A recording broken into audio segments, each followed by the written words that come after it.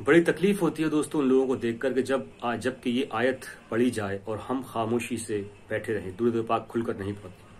السلام علیکم دوستوں، میں محمد دانش قادری آپ کی خدمت میں حاضر ہوں۔ آج یہ ویڈیو بہت ہی خاص ہونے والی ہے ان لوگوں کے لیے کہ جو کلام پاک تو پڑھتے ہیں لیکن اس کو سمجھ نہیں پاتے، ان لوگوں کے لیے جو اپنے آپ کو سنی کہتے ہیں لیکن سنت پر ذرا سا بھی عمل نہیں کرتے۔ آپ سے التجا ہے میری، برائے مہربانی برائے کرم آپ اس ویڈیو کو پورا دیکھیے، کیونکہ اس ویڈیو میں بہت نالج ملنے والی ہے آج آپ کو انشاءاللہ۔ جو کچھ میں نے اپنے بڑوں سے سیکھا ہے انشاءاللہ وہ آگے بتاؤں گا۔ اس ویڈیو کو آپ لائک کیجئے، شیئر کیجئے اور کمنٹ ضرور کیجئے، اور برائے مہربانی میرے چینل کو سبسکرائب کیجئے۔ تو میں بات کرنے والا ہوں آج وہ قرآن مقدسہ کی وہ مقدس آیت جس میں کہ اللہ کریم فرماتے ہیں ان اللہ بسم اللہ الرحمن الرحیم ان اللہ و ملائکتہ، بے شک اللہ اور اس کے فرشتے یصلون علی النبی، نبی اکرم صلی اللہ تعالی علیہ وسلم پر درود و سلام بھیجتے ہیں۔ پھر فرمایا یا ایھا الذین آمنوا صلوا علیہ وسلموا تسلیما۔ یہاں پر دو نقطے ہیں، ایک تو یا ایھا الذین آمنوا یہ نقطہ، اور دوسرا ان اللہ و ملائکتہ۔ تو یہاں پر یہ ویڈیو تھوڑی سی بڑی ہونے والی ہے، آپ سبھی حضرات کی نالج کے لیے میں اس کو بہت باریکی انداز میں پیش کر رہا ہوں، سماعت کیجیے گا۔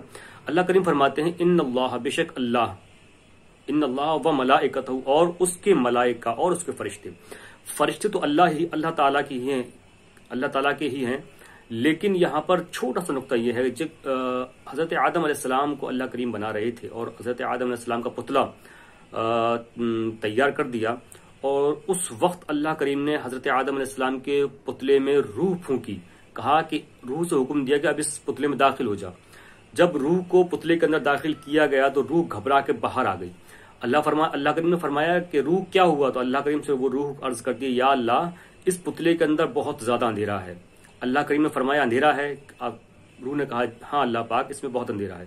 تو اللہ کریم نے اس پتلے کی پیشانی میں تاجدار کائنات صلی اللہ تعالی علیہ وسلم کا نور رکھ دیا، اور پھر کہا روح سے کہ اب اس میں داخل ہو۔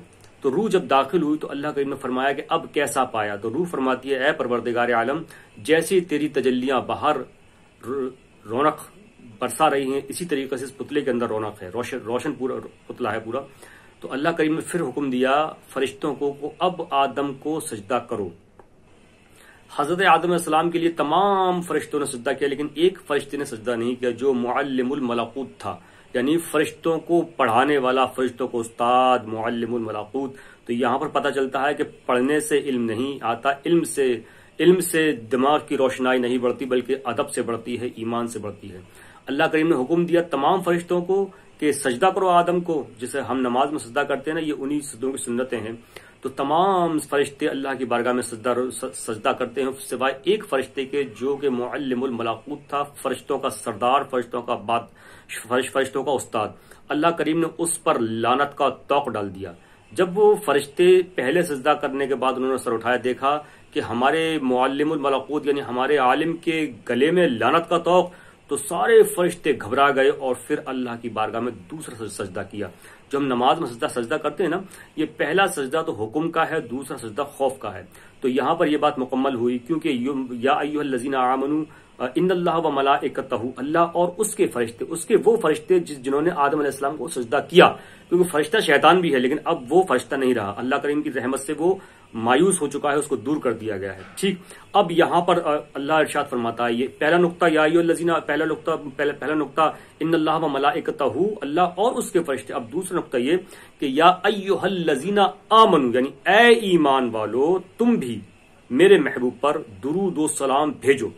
اگر یہ بات سننے کے بعد آپ درود پاک نہ پڑھیں تو آپ سمجھ سکتے ہیں کہ آپ کس فہرست میں ہیں، کس گنتی میں ہیں، کس صف میں کھڑے ہیں آپ۔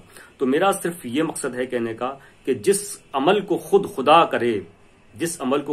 کرے ورفعنا لک ذکرک، اے محبوب ہم نے تمہارے ذکر کو تمہارے لیے بلند کر دیا۔ تو میرے دوستو، کسی انسان کے ذکر کرنے کی ضرورت نہیں، کیونکہ اللہ کا ذکر اللہ کی شائن شان کے اعتبار سے بہت بلند ہے، اور جہاں پر میرے محبوب محمد رسول اللہ صلی اللہ تعالی وسلم کا معاملہ ہے وہ تو بس اللہ جانتا ہے اور ان کا رسول جانتا ہے کہ آپ کے کیا معاملات ہیں۔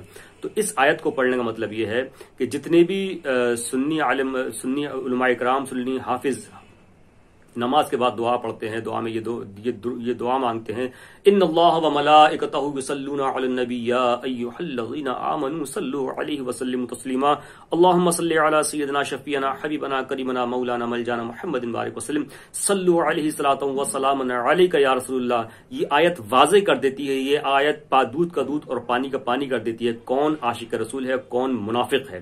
منافق خاموش ہو جاتے ہیں اور عاشق رسول کھل کر درود پاک پڑھتے ہیں۔ مسئلہ یہاں کھل کر درود پاک کا آتا ہے۔ اگر وہ لوگ آپ سے کہیں کہ بھئی ہم تو نماز میں درود پڑھتے ہیں، تو فرمانا کہ نماز میں درود اگر پڑھنا مقصد ہوتا تو پھر اللہ کریم اس آیت کو دوبارہ نہ اتارتا۔ اللہ کو معلوم تھا نا کہ منافقوں کو بھی تو الگ کرنا ہے، بھائی مومن اور منافق کی پہچان کرنی ہے، اس لیے دودھ کا دودھ اور پانی کا پانی ہو جاتا ہے۔ اس آیت کو سننے کے بعد جب بھی یہ آیت پڑھی جائے تو کھل کر درود پاک پڑھا کرو، کیونکہ اللہ کریم فرماتا ہے کہ پڑھو میرے محبوب پر درود پاک۔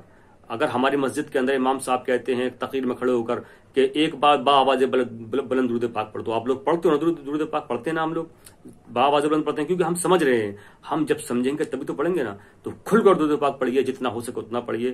اب اسی کے ساتھ اپنے میزبان محمد دانش قادری کو اجازت دیجیے، اس دعا، اس یقین، اس امید کے ساتھ کہ اللہ آپ کا، ہمارا، ہم سب کا حامی ناصر، اللہ نگہبان۔ اللہ حافظ، السلام علیکم، فی امان اللہ۔